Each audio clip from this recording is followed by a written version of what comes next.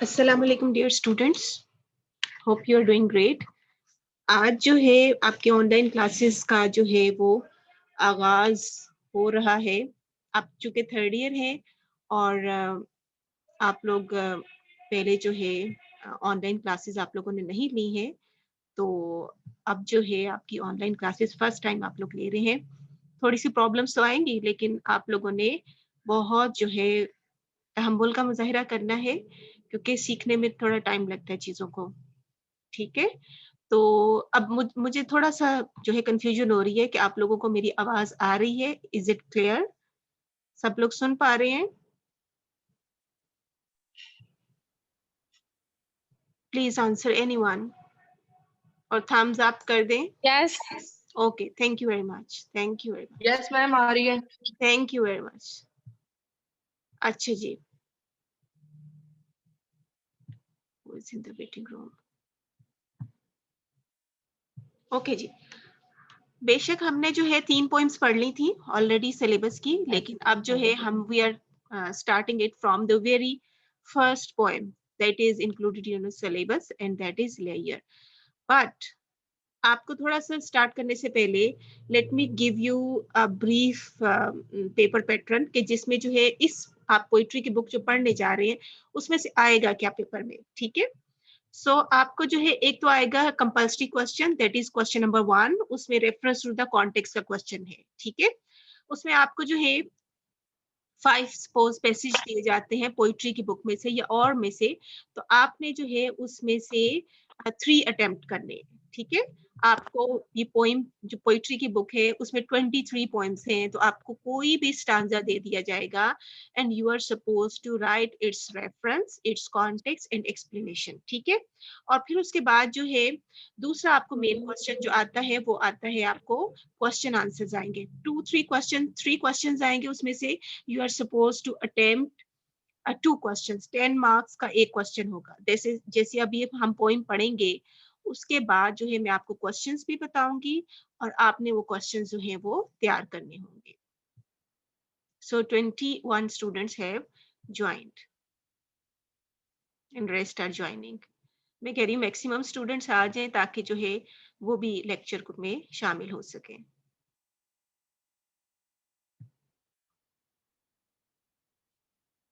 Okay fine. अच्छा जी, before starting the poem, American accent में it is called poem, poem कहते हैं जी इसको, but in British this is poem. Okay, let me give you first introduction of the poet, but it is not included in your any answer में नहीं इसके बारे में पूछा जाता, लेकिन ये है कि पोएम को समझने के लिए आपको थोड़ा सा पोइट के बारे में भी पता हो तो आप उसको बेहतर अंदाज में समझ सकते हैं। So the poet's name is W.H. Davis और he was born in 1871। Screen मैंने शेयर की है, स्क्रीन के ऊपर नजर आ रहा है सब स्टूडेंट्स को? मैंने स्लाइड शेयर की है, can you see it? No ma'am. Screen नहीं नजर आ रही आपको? No ma'am. किसी को भी नजर? ओह माय गॉड, ये क्या हो रहा है? नो मैम कोई नजर नहीं आ रही। ठहरे जरा, दोबारा करें। मैम आ रही है। किस बच्चे को आ रही है? मैम मुझे माहा सजाद। माहा सजाद को नजर आ रही है। WH मैम मुझे आरजू को भी नजर आ रही है। स्टूडेंट्स बाकियों को भी नजर आनी चाहिए। Why isn't it visible? मुझे नहीं नजर आ रही है मैम, आ रही है। ओके ओके फाइन, आप लोग चेक करें थोड़ा सा तहम्मुल से। स्क्रीन शेयर मैंने की है, इसके ऊपर लिखा हुआ है सारा जो मैं पढ़ूंगी, ताकि आप लोगों को नोट्स बनाने में भी आसानी हो जाए। ये स्क्रीन में आपके साथ जो है शेयर आपके व्हाट्सएप ग्रुप में भी कर दूंगी। ठीक है, ये स्लाइड्स जो मैंने बनाई है पावर पॉइंट पे, तो आपके लिए आसानी हो जाएगी सबके लिए। ठीक है, William Davis was born in Newport, Wales. He was the son of a publican. After an apprenticeship as a picture frame maker, अब देखे कितनी उसने petty jobs की हैं, बहुत बड़े बड़े हाई प्रोफाइल किस्म की लाइफ ही डिडंट स्पेंड। उसने एक पिक्चर फ्रेम मेकर की लाइफ गुजारी and a series of labouring job उसने की है, मतलब कहीं सामान उठाना या इस तरह का। और he travel to America as well and he return to England after having lost a foot jumping a train in Canada. ठीक है, जंप लगा रहा था ट्रेन से and he lost his one foot and he then returned to America, और उसने ज्यादातर अपनी लाइफ जो गुजारी है एज अ पेडलर। यहाँ पे अंडरलाइन वर्ड आप देख रहे होंगे, पेडलर। पेडलर वो होता है जो कि जिसका अपना कोई पक्का ठिकाना नहीं होता, कोई घर नहीं होता। He moves from places to places, जगह जगह वो जाता है और रहता है, और फिर उसके बाद नई जगह पे मूव कर जाता है। So his life was miserable, his life was very poor, and he was not, he didn't live a life of privilege. बहुत अमीर वाली जिंदगी नहीं उसने गुजारी, बड़ी मुश्किल जिंदगी गुजारी है, ठीक है। इसलिए जो है वो अंडरस्टैंड करता है गरीब की मुश्किल को। आपने रेन पोइम पढ़ी होगी फर्स्ट ईयर में। सो वो he talks about the poor man and his sufferings. फिर उसके बाद जो है जी कायनात ने हाथ खड़ा किया है। Do you want to say something?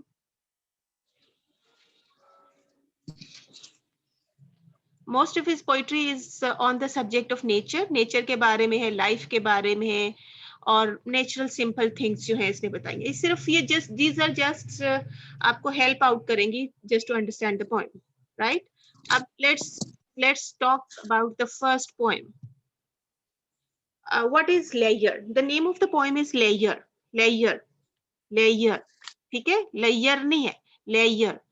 Layer means, layer को उर्दू में कहते हैं फरागत, फुर्सत। It means availability of time for enjoying various delights of life. ये ऊपर लिखा हुआ नजर आ रहा है ना सबको? स्क्रीन मैंने शेयर की हुई है। मतलब आपके पास फ्री टाइम हो so that you can enjoy all the delights of life. जो आपकी जिंदगी में खुशियां हैं उनको सेलिब्रेट कर सके। It is not necessarily to go in nature, it can be to sit your family, to have some time outside, like आप नेचर में चले जाएं, किसी पार्क में चले जाएं एंड एंजॉय इट, ठीक है। फुल फ्लेज एंजॉय करें, उसको हम कहते हैं a time free from any routine. Then the poet talks about that this age is a materialistic age. Second point मैंने B में लिखा है materialistic age है। Why does the poet say it materialistic age? Because the modern man is running after money, wealth के पीछे भाग रहा है। He does not have peace of mind. उसको ज़हनी सुकून भी नहीं है, and he is not contented, और ना ही वो मुतमईन है। He wants more and more. He is hoarding money, जमा कर रहा है पैसा पैसा पैसा, and that's why he is not satisfied, and he does not know what real happiness is. उसको असल खुशी नहीं पता है। That's why the poet criticizes this materialistic life, right? फिर next है जी man is busy. अब किस तरह का कंपटीशन चल रहा है? कट थ्रोट कंपटीशन है, एक दूसरे को मात देना, एक दूसरे को पीछे करना और आगे बढ़ना। Everyone just tries to excel in life. हर कोई आगे बढ़ना चाहता है, हर कोई जो है चाहता है मैं फर्स्ट आऊं, हर कोई चाहता है मेरा बिजनेस फ्लरिश करे। That's why there is cutthroat competition. By hook and by crook they are trying to make money. फिर उसके बाद जो है मॉडर्न मैन की जो एक और बड़ी डिजीज जो उसने बात की है, that is restlessness. The human beings they sleep but they are not sleep. सोए हैं लेकिन सो नहीं रहे हैं, जागे हैं। There is multitasking, so many projects जो है उसके जहन में चल रहे होते हैं, that he can not rest and he can not stand and he can not concentrate on anything, and he does not appreciate the beauties that are around him, and these are the blessings of God. And the poet laments, वो दुख का इजहार कर रहे हैं। बड़ा उसका जो है टोन जो है ना बड़ी सैड है। जो उसका एक लेक्चर है जिसमें उसने पोएम लिखी है, that is very sad, and he is very sad at the non availability of time for the modern man. ठीक है, is it clear up till now? Yes. Okay जी, now is the poem. Yes. This is the poem Layer. What is this life if full of care? We have no time to stand and stare, no time to stand beneath the boughs and stare as long as sheep and cow, no time to turn at beauty's glance and watch her feet how they can dance, no time to wait till her mouth can enrich that smile her eyes begin. A poor life this, if full of care, we have no time to stand and stare. So पहली जो एक गिले से शिकवे से उसने शुरू की है, ये कैसी जिंदगी है, ठीक है ना। जैसे हम सवाल करते हैं ये कैसी जिंदगी है, what type of life is this that we are leading. अब उसने व्हाट का पहला वर्ड ही जो है व्हाट कैपिटल है, और फिर उसके बाद जो है उसने बताया है। इसको मैं स्टांजा निकालती हूँ, मैंने नीचे नीचे एक्सप्लेनेशन भी लिख ली ताकि जब स्लाइड्स आपके पास आएंगी तो आपको नोट भी कर सकते हैं, आप इसको अपनी एक्सप्लेनेशन में लिख सकते हैं, ठीक है। अब he bewails, In these lines, the poet bewails. Bewails होता है मातम करना, दुख का इजहार करना, अफसोस करना. So the poet bewails our rushed life. Rushed life कौन सी होती है? जिसमें बहुत जल्दी है. We are in hurry. Hurry and worry are the two gifts of modern life. हर कोई बंदा परेशान है और हर कोई बंदा जल्दी में है. So there isn't any stop of this worried life. The poet says that we cannot call this life a pure life if it is full of worries and anxiety. अब पोइट कहता है ये कैसी जिंदगी है, इसको थोड़ी जिंदगी कहते हैं जिसमें हर कोई बंदा परेशान है और हर किसी को तफक्कुरात हैं. We have no time to stand at a certain place and look carefully at nature. हम जो है, we do not go outside in nature. Allah Ta'ala has blessed us so many beauties of nature. Nature is full of diversity. There are lots of color, there are lots of texture, there are lots of beauties around us. Beauty is not just limited to the natural scene. There are lots of other things which can be appreciated, but we do not have time to look around. Yes, Aliza Naz, lines mat lagaएं please. और अपना जिसका भी mic on है please mute it. Even we cannot spare a few moments to stand under the branches of tree and enjoy a beautiful and restful shades of tree. हम पहले जैसे जमाने में होता था, लोग दरख्तों के साए में बैठते थे. They used to have a chit chat. वो आपस में जो है बातें करते थे और उनकी एक जो है communication और एक community का होता था. But now people do not have that bonding because they don't sit together, they don't have time, their life is so busy, that is rushed, and they are busy in hoarding money. They are not satisfied with their life, is materialistic and like a machine. उनकी जिंदगी machine की तरह है, जिस तरह machine चलती है और चलती ही रहती है, एक ही साइकिल है, and it does not break at all. That's why the poet says that the modern man's life is not restful. So the common animal like sheep and cow are better than us in enjoying life. कितनी वैसे उसने कहा हमसे तो जानवर अच्छे हैं. So this is really very एक कहते हैं मीठी मीठी उससे लगाई है कि हमसे तो जानवर अच्छे हैं, that they are closer to nature and they have much more time to enjoy the beauties of nature. So we cannot look at common animals like sheep and cow grazing in the pasture. बेटा मैंने मना किया था, class में भी बारहा मैंने बहुत डिटेल से कहा और फिर उसके बाद मैंने व्हाट्सएप ग्रुप में भी आपको गाइड किया कि आपने म्यूट रखना है अपने माइक को. अब एक बच्ची खांसी कर रही है और आवाज यहाँ पे आ रही है, एंड दिस इज रिकॉर्डेड और ये रिकॉर्ड भी हो रही है आपके साथ साथ. ठीक है, आप प्लीज माइक को म्यूट रखें. जब मैं कुछ पूछूं तो काइंडली ऑन कर लें, उसको अनम्यूट कर लें, नहीं तो म्यूट पे रखें. सो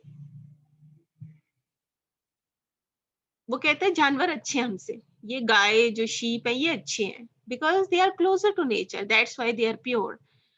We are selfish and we are अब मैंने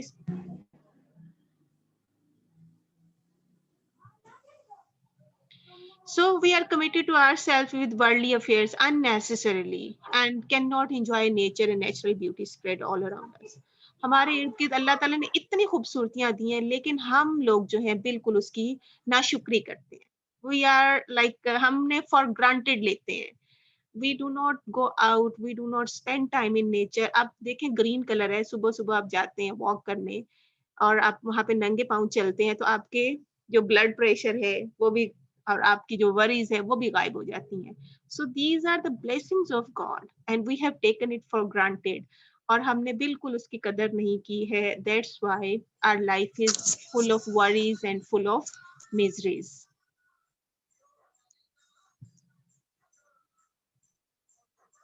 Zubeda Munawwar, roll number 750. Please mute your mic.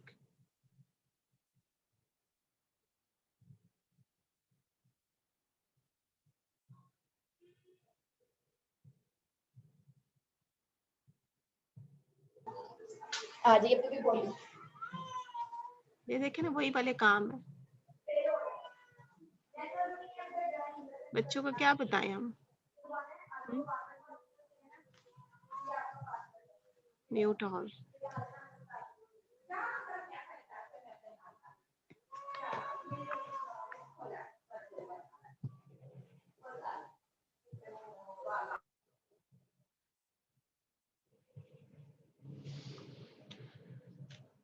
Ji next stanza है,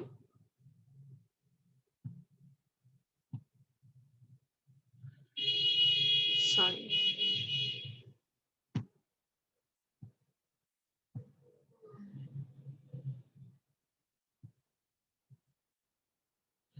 अच्छा जी, अब ये नेक्स्ट 2 लाइंस है।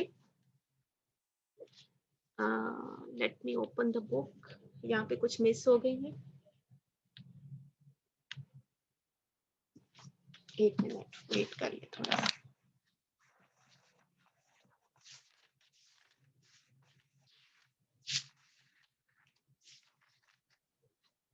अच्छा जी, no time to see when woods we pass, where squirrels hide their nuts in grass, no time to see in broad daylight, streams full of stars like skies at night. अब यहाँ पे जो है woods क्या होते हैं? Woods होते हैं जी जंगल को कहते हैं हम। जब हम जंगल में से गुजरते हैं, पास का मतलब होता है गुजरना। Where squirrels hide their nuts in grass. Squirrels कहते हैं गुलहरियों को। गुलहरियां जो हैं वो अपने नट्स जो होती हैं वो स्टोर करती हैं। जब सर्दियां आती हैं दे हाइबरनेट होते हैं कि वो बिल्कुल जो है एक्सक्लूजन में चले जाते हैं, आइसोलेशन में, जैसे आप समझ लें। सर्दियां सारी वो हाइड रहते हैं और वहां पे जो उन्होंने जो हाइड किया होते हैं नट्स वगैरह वो वहां से खाती हैं।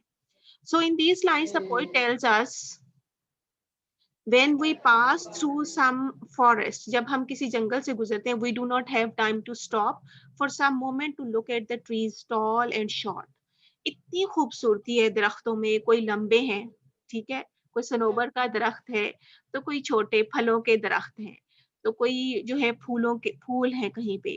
सो there is so much diversity. Diversity कहते हैं वैरायटी, इतनी वैरायटी है कलर्स की, टेक्सचर्स की, और हर तरह की के इंसान जो है दंग रह जाते हैं। But the poet is lamenting, the poet is sad at the fact the modern man does not have time to like look at the beauties of nature. So these trees, these green trees provide soothing effect. हमारे जहनों पे जो है वो soothing effect डालते हैं, लेकिन हम क्या करते हैं? हम तो उसको बॉदर ही नहीं करते हैं, हम तो उस पर ध्यान ही नहीं देते हैं। That's why our life is so miserable.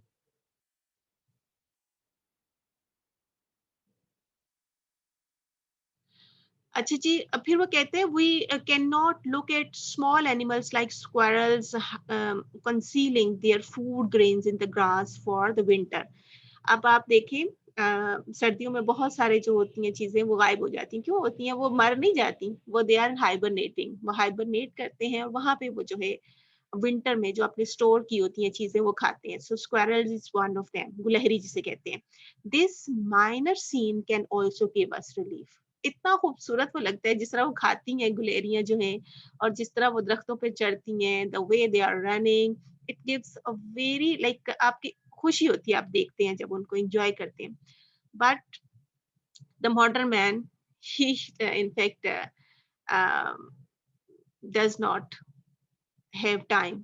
उसके पास, मॉडर्न मैन के पास वक्त ही नहीं है कि वो जहाँ जाके देखे कि आगे क्या हो रहा है नेचर में। अच्छा जी, नेक्स्ट लाइन से no time to see in broad daylight, stream full of stars like skies at night. अब जो है यहाँ पे उसने जो है वेटिंग रूम में 2 बच्चे आए हैं। Where are they?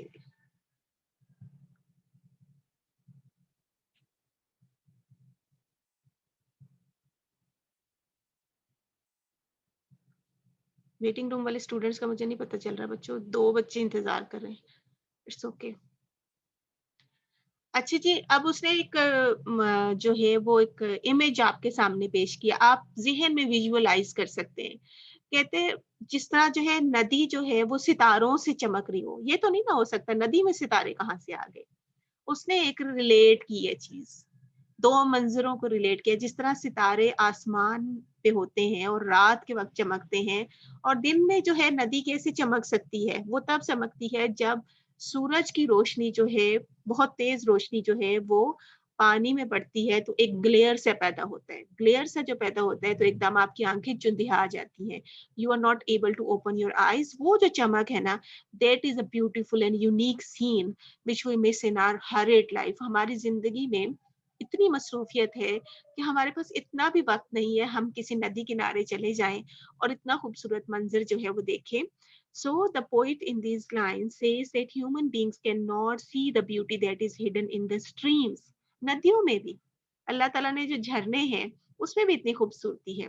During daytime, when the rays of the sun fall upon the clear water of the brook, the water reflects and shines like stars in the sky. During night, sometimes water of stream, because of its clearness, seems so beautiful that even stones beneath the water can be observed. साफ सुथरा पानी, इतना साफ सुथरा कि नीचे जो पत्थर होते हैं वो भी नजर आते हैं। They look so beautiful and all that. जी क्या बच्चे कह रहे हैं चैट में? 12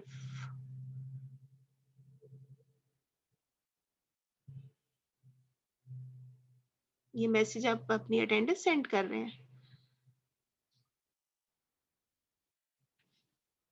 So this is the scene. The poet has resembled this scene. वो जो रात में सितारों की जो चमक है उसका जो है उसने मिसाल दी है और उसको रिलेट किया है। रात के वक्त सितारे जो चमकते हैं आसमान पे और दिन के वक्त जो नदी जो है सूरज की रोशनी से जो है चमकती है। So he has used that thing.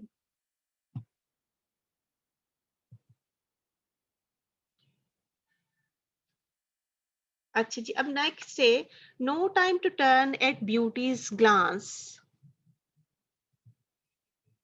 and watch her feet how they can dance.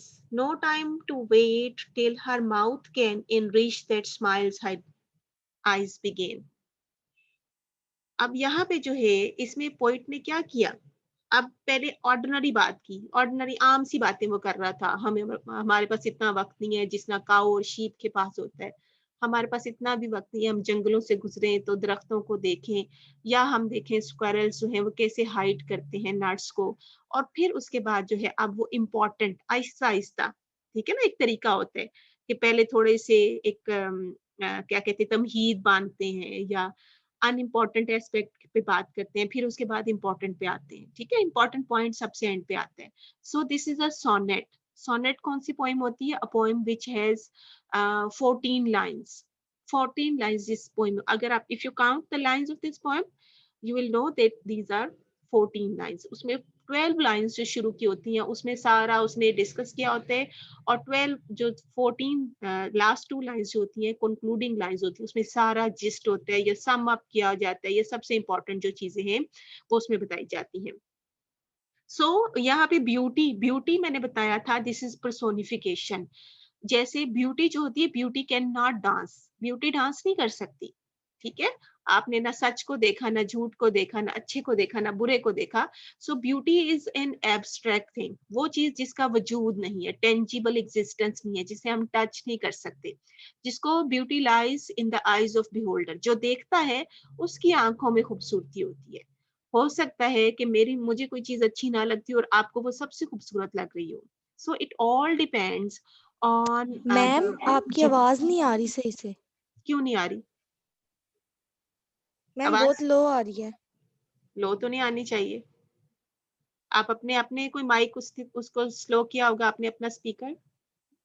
No ma'am पहले ठीक आ रही थी लेकिन अब बहुत कम आ रही है। सबको कम आ रही है?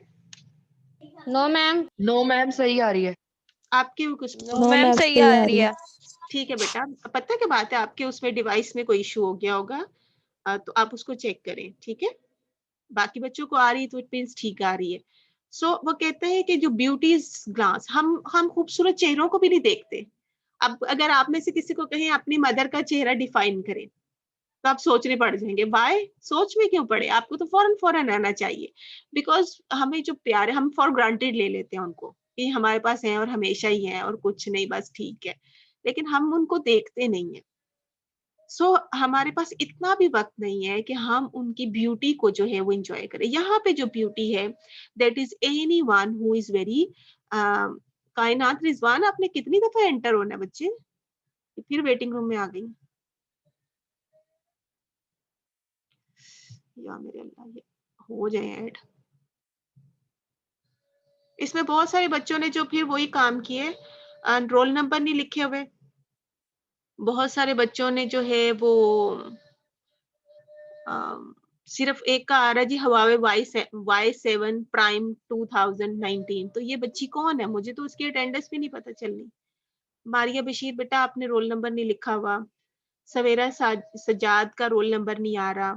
फिर इसी तरह से है अलीजा नाज का रोल नंबर नहीं है, गुलफाम बानो का नहीं है, कायनात रिजवान बेटा आपका रोल नंबर नहीं है, खुशनूद आसिफ रोल नंबर भी आपने साथ लिखने हैं।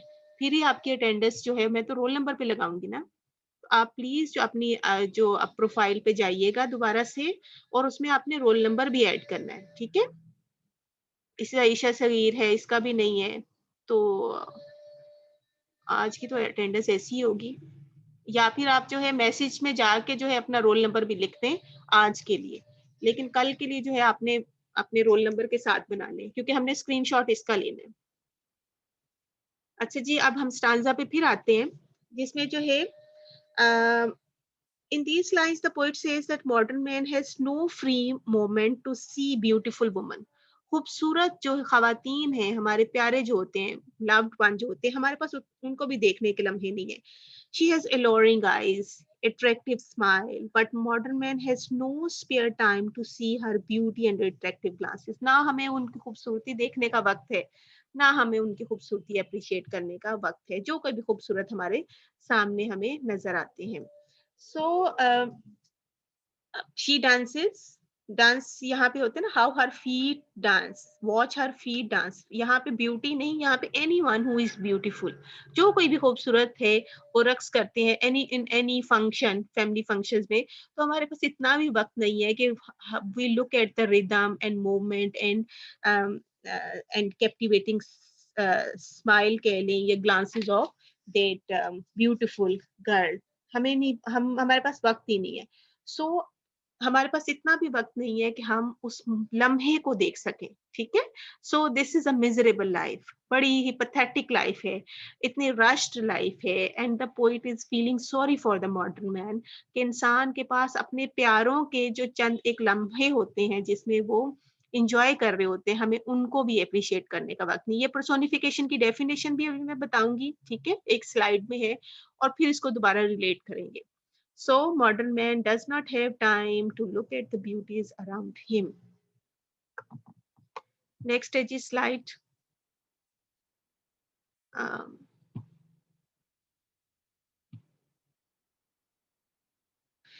अच्छा जी, इसमें जो है फिर वो एंड करता है, a poor life this full of care we have no time to stand and stare।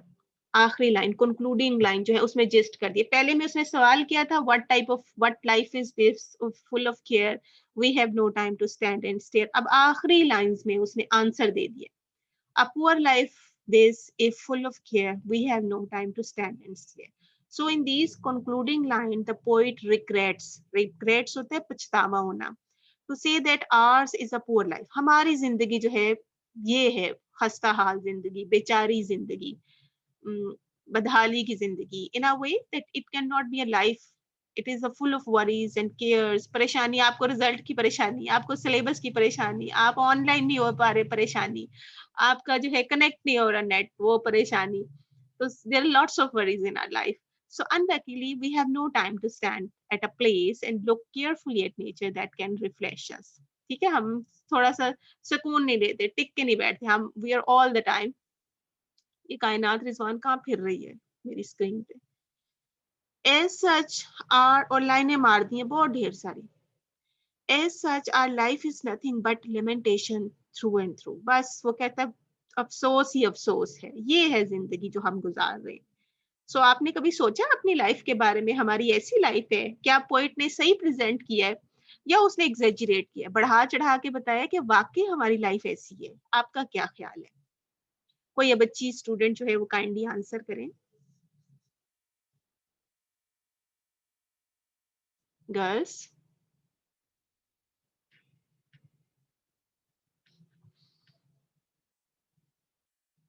Any student?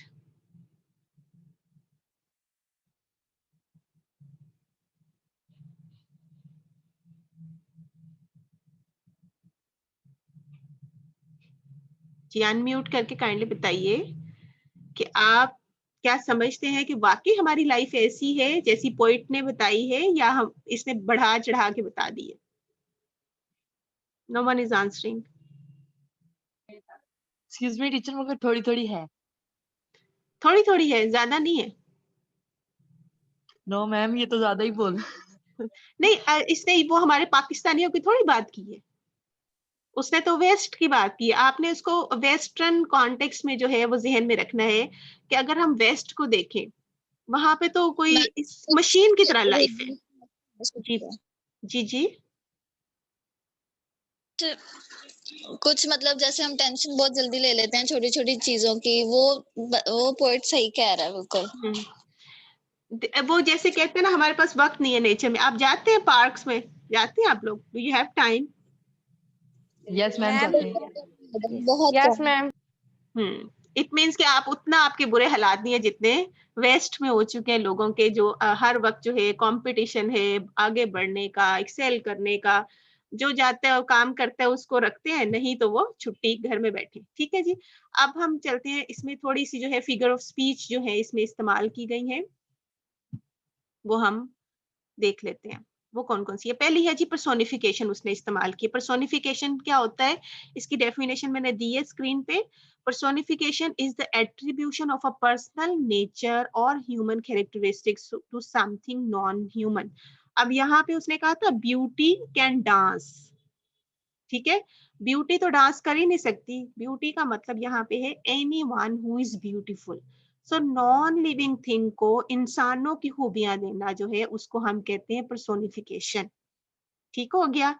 जिस तरह हम ब्यूटी, आपने कभी भी ब्यूटी को नहीं देखा होगा, सच को नहीं देखा होगा, झूठ को नहीं देखा होगा, बदसूरती को नहीं देखा होगा। ये हमारी अपनी परसेप्शंस हैं, ये एट्रीब्यूट्स हैं या क्वालिटीज हैं जो कि हम नॉन लिविंग थिंग को दे देते हैं कि वो चल रहा है, सच के पाँव नहीं, सॉरी झूठ के पाँव नहीं होते, इस तरह के अल्फाज बोलते हैं ना। तो झूठ बेचारा किधर हुआ, वो कोई इंसान है जिसके पाँव नहीं है। सो हम जो है इंसानों की खूबियां किसी नॉन लिविंग थिंग को दे देना जो है, दैट इज कॉल्ड पर्सोनिफिकेशन। और इसके आगे पढ़ते हैं, और the representation of an abstract quality in human form. या हम किसी को कोई एब्स्ट्रैक्ट क्वालिटी है, जैसे यहाँ पे एब्स्ट्रैक्ट क्वालिटी क्या थी, ब्यूटी। ब्यूटी को हमने क्या कह दिया, हमने कह दिया कि वो ह्यूमन फॉर्म में है, कि वो डांस कर रही है। So the book provides substance account of how literary personification works. ये छोड़ दें, ये आपके उससे लिंक नहीं कर रहा। अगली पर्सोनिफिकेशन जो फिगर ऑफ स्पीच उसने जो इसमें इस्तेमाल की वो है सिमिली। सिमिली कहते हैं जी तशबीह, उर्दू में आपने पढ़ा होगा। तशबीह का मतलब होता है कि आपने दो चीजों को आपस में मिलाना। यहाँ पे तशबीह कहाँ पे इस्तेमाल की थी, मुझे बताएं जरा। यहाँ पे सिमिली कहाँ इस्तेमाल, अभी कहाँ सिमिली इस्तेमाल हुई है?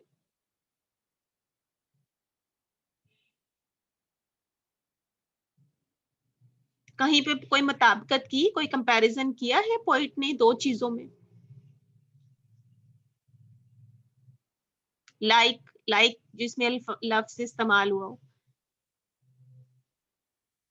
जैसे रात में सितारे चमकते हैं आसमान पे, इसी तरह नदी जो है दिन में चमकती है। ये कंपैरिजन है, ये सिमिली है, दो चीजों को उसने मिलाया है। जिस तरह ये लफ्ज जब इस्तेमाल होता है उसको हम कहते हैं तशबीह, यानी उसने उसकी तरह उसको मिलाया है। A figure of speech involving the comparison of one thing with another thing of a different kind used to make a description more emphatic or vivid, बिल्कुल क्लियर बनाने के लिए। ऐसे तक जैसे यहाँ पे एग्जांपल दी, एज ब्रेव एज लायन, इतना बहादुर है जैसे शेर होता है। So simile is like that, कि दो चीजों को एक दूसरे से मुशाबहत देना। So use of simile as a method of comparison, ये कंपैरिजन के लिए इस्तेमाल की जाती है, कंपेयर करने के लिए, दो मुख्तलिफ चीजों को मिलाने के लिए एक दूसरे के। वो उसकी तरह बहादुर है, वो उसकी तरह स्मार्ट है, वो उसकी तरह ये है, ठीक है, चार्मिंग है। तो इस तरह की जो होते हैं उसको हम कहते हैं सिमिली। नेक्स्ट है जी एलिट्रेशन उसने इसमें इस्तेमाल की हुई है। एलिट्रेशन का क्या मतलब होता है? एलिट्रेशन ये एक पोइटिक डिवाइस है। इसका मतलब होता है कि जब दो लफ्ज जो हैं आगे पीछे आए और उसमें पहला जो लेटर है वो एक दूसरे से मिलता हो। जैसे the poet uses alliteration such a stand and stare. Stand जो है ये इन्वर्टेड कॉमास में है, ये भी एस से शुरू हो रहा है और स्टेयर भी एस से शुरू हो रहा है। इस तरह के अल्फाज को हम कहते हैं अंग्रेजी में एलिट्रेशन। ठीक है, जैसे stand and stare. Similarly, the poet has used the word like and as. जो सिमिली होती है, सिमिली के लिए as और like का लफ्ज जरूर इस्तेमाल किया जाता है, यहाँ पे भी हुआ। ठीक है, और मेटाफर जो होता है, मेटाफर में उसको वही जैसे शेर है, मेटाफर का मतलब क्या होता है? पहले तो होता है ना वो चांद जैसी खूबसूरत है, चांद जैसा खूबसूरत है, और किसी को चांद ही कह देना। एक में हमने मुआजना किया और एक में हमने उसको वही कह दिया। So these are two different things. Simile जो है, तशबीह जो होती है, उसमें मुआजना किया जाता है, और मेटाफर जिसको इस्तारा उर्दू में कहते हैं, उसमें उस शख्स को वही कह दिया जाता है। जैसे शेर, वो तो शेर है, ठीक है, हालांकि वो शेर तो जानवर है, लेकिन हम जो है वो फख्र महसूस करते हैं। सो इस तरह ये थोड़ी सी जो है टर्म्स आपकी नॉलेज के लिए मैंने बताई हैं, जो कि आपको एक्सप्लेन करते हुए आनी चाहिए। अच्छा जी, अब हम थोड़ा सा रीकैप करते हैं, try to end the poem.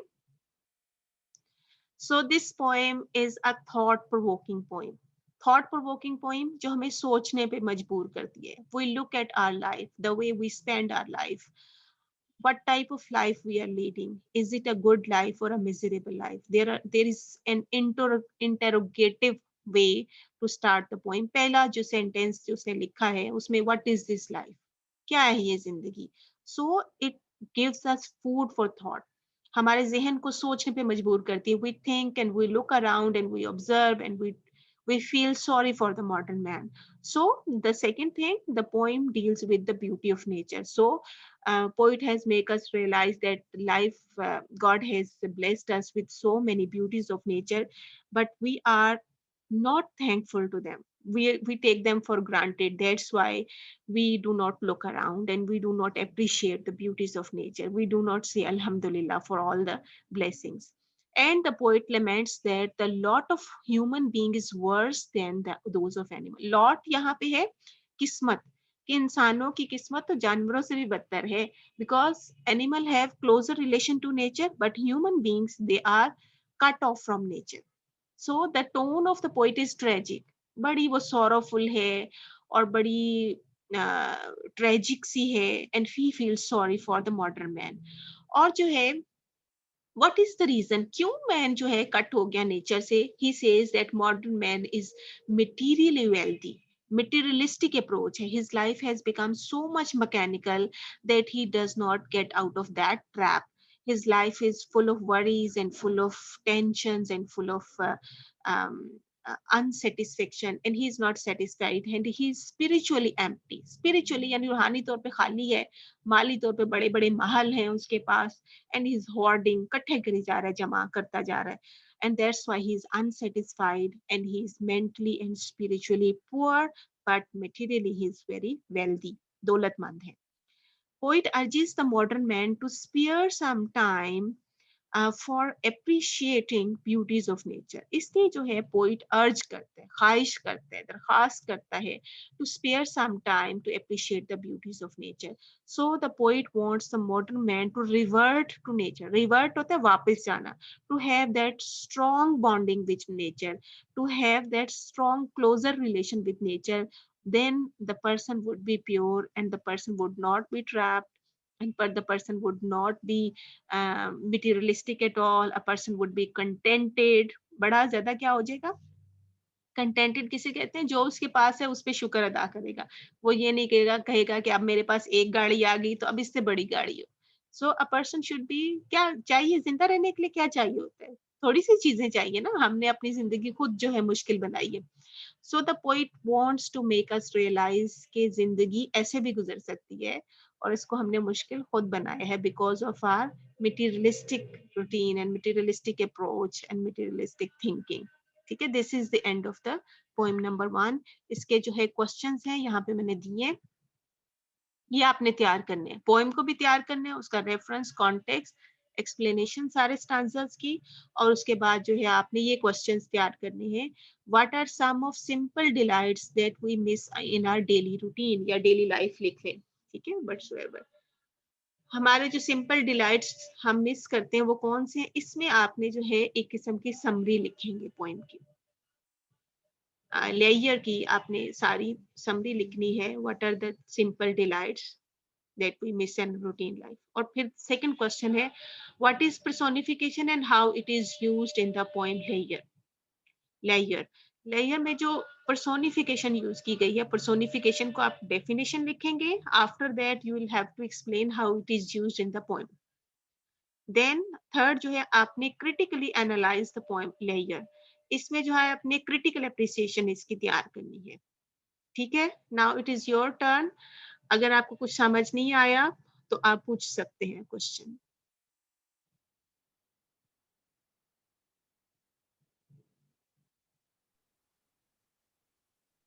Yes Namra.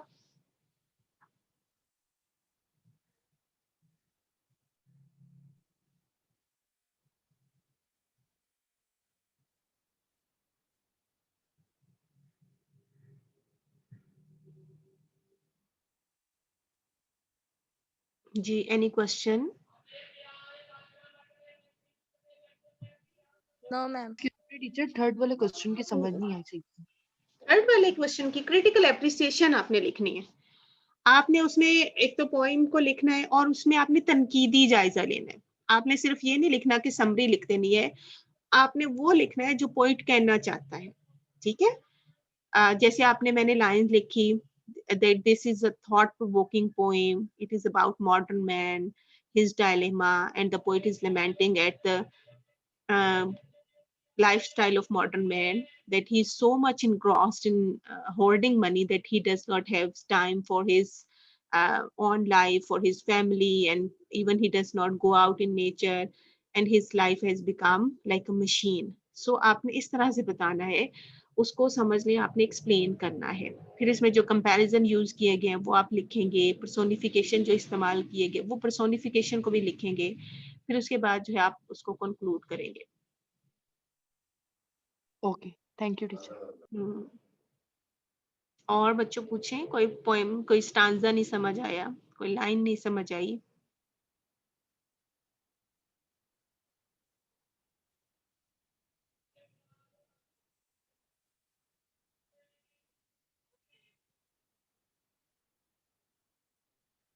Yes girls, any question? फिर हमने कल अगली पोएम पढ़नी है, फिर No. हम इस पे बार बार नहीं आएंगे. ठीक है, सबको क्लियर हो गया ना? एनी प्रॉब्लम, कोई मसला हो तो पूछ सकते हैं. वी हैव टाइम, अभी हमारे नो पास मैम, कोई वक्त है. प्रॉब्लम. ठीक है, सबको क्लियर है? Is done? Yes. ओके, शुक्र है. कौन बोला है वैसे ये? अच्छा जी, अब आप में से किसी ने स्लाइड्स की ली है पिक्चर्स इसमें से?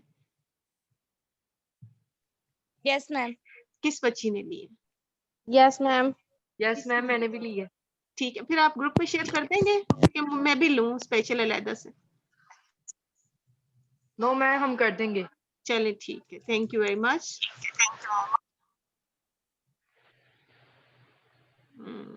अब कितना टाइम रह गया क्लास में? हो गया मेरा ख्याल है 46 मिनट हमने ले लिए क्लास के.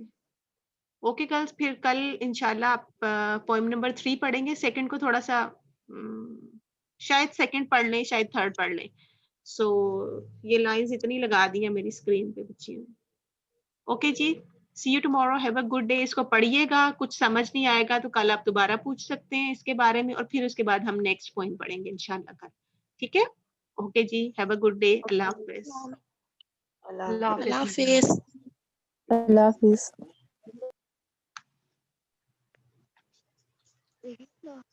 होती है.